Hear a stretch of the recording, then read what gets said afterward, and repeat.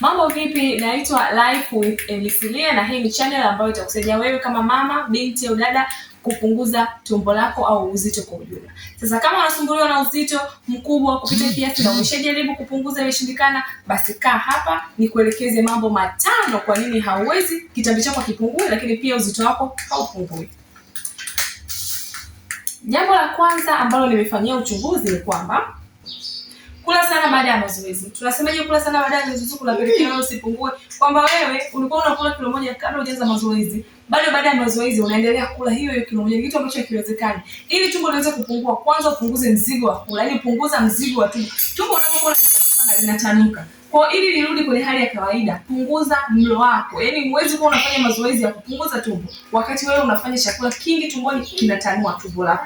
Kwa hiyo ili kufanya tumbo lako lipungue, cha kwanza anza kupunguza mzigo wako tumboni. Yaani kwamba kama ulikuwa unakula kilo moja, anza kula nusu au nusu na robo. Yaani anza kupunguza taratibu mlo wako. Wakati unapunguza mlo ili uzuie kutanuka kwa tumbo, na wakati huo unakuwa unatoa nini?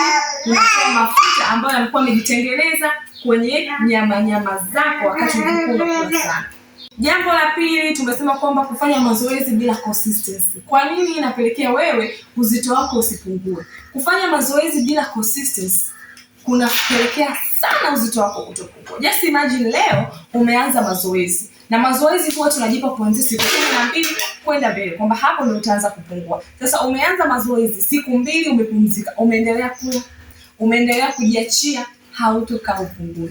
Kwa hiyo ukianza mazoezi leo, jiambie kwamba mimi nataka kuwa kama huyo mtu fulani, au nataka kuwa hivi. Kwa hiyo nitaanza kufanya mazoezi kwa consistency mwanzo mpaka mwisho.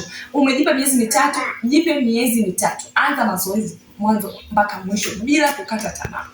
Mazoezi, majibu ya mazoezi yako hutayapata siku 2 au siku 3 au siku 4 au siku 7. No, utayapata kuanzia siku 10 na kwenda mbele. Jambo lingine tumesema kwamba kutegemea mazoezi peke yake bila kubadilisha lishe yako au mlo wako wa chakula. Hii inasababishaje wewe usiweze kupungua, kitambi chako kutopungua? Wewe mwenyewe kwa akili zako timamu unaona kabisa unafanya mazoezi ili kupunguza tumbo. Mazoezi yanasaidia kukata mafuta peke yake. Kwa hiyo kama utaanza kufanya mazoezi kukata mafuta wakati huo unaendelea kula, maana yake kwa unaendelea kula sana, maana yake kwamba tumbo litafanya nini? Litatanuka. Kumbuka tumbo labda liko hivi. Unapokula lazima tu litakuwa hivi. Kwa hiyo umepunguza mafuta, lakini uzito wa chakula utakufanya tumbo lako lisiwe. Alafu pia utaendelea kuzalisha mafuta. Yaani unapunguza, unazalisha, unapunguza, unazalisha. Kwa hiyo utajikuta huko pale au la utaanza kuongezeka kabisa. Kwa hiyo unapokuwa unaanza mazoezi, pangilia mlo wako, pangilia vyakula unavyovila. Sawa? Na kitu kingine kinachofanya wewe usipungue ni kuendekeza sukari. Sukari ipo kwenye pombe, sukari ipo kwenye chai, sukari ipo kwenye soda, sukari ipo kwenye biskuti, kwenye pipi, kwenye nini. Inategemea tu na level na wingi wake. Kwa hiyo kama unataka kupungua mwili mzima, cha kwanza, acha sukari kabisa. Kwa sababu sukari utaipata kwenye ugali. Unasema kwamba huwezi kuacha sukari kwa sababu mwili unahitaji sukari, ndio, lakini sukari utaipata kwenye ugali, sukari utaipata kwenye matunda. Sio lazima uforce sukari kutoka kwenye bia au kwenye soda au kwenye juisi. Yaani kata sukari, yani cut off the sugar. Sawa? Hilo ndio jambo moja kubwa. Na unaweza kwa sababu wewe ndio uloanza, wewe ndio unaenda dukani kununua soda. Kwa hiyo unaweza kwenda dukani kununua maji sio soda. Yeah? Hivyo. Okay. So guys, haya ndo mambo muhimu 5 ambayo yanasababisha wewe usiweze kupungua. Kwa hiyo kama wewe ni mgeni hapa, usisahau kusubscribe ili uweze kuanza na mimi mazoezi pamoja. Wakati tukue tukiwa pamoja. Imagine leo unaniona nikiwa tarehe 20 ngapi leo? Tarehe 3, 2026. Mimi huyu utakuja kuniona tarehe 3, 2029 nikiwa kwenye mwili tofauti kabisa ambao ulikuwa ni mwili wa ndoto zako.